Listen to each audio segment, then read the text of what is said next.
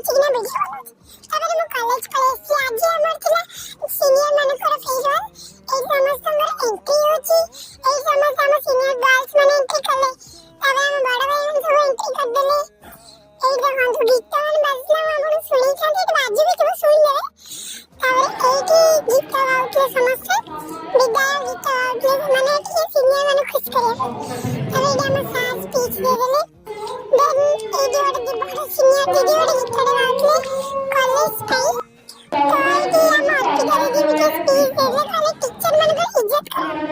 ଦେନ୍ ଏଇଠି ଆମ କ୍ଲାସରେ ବି କିଛି ପିଲା ସ୍ପିଚ୍ ଦେଇଦେଲେ। ତାପରେ ଆମର ସରିଗଲା। ଦେନ୍ ଆମେ ଚାଲିଲୁ ଏବେ ଖାଇବାକୁ। ଏଇଠି ଭାତ, ଡାଲି, ଚିକେନ ସବୁ ବହୁତ ଟେଷ୍ଟି ହେଇଥିଲା। ଦେନ୍ ଏଇଠି ଦିଦି ମାନେ ସବୁ ରିଲ୍ସ ବନଉଥିଲେ ଲାଷ୍ଟ, ସେଇଥିପାଇଁ ସମସ୍ତେ ବନଉଥିଲେ। ତାପରେ ଏଇଠି ଆମ ଜୋରଦାର ପେଲି ଦେଇଛି।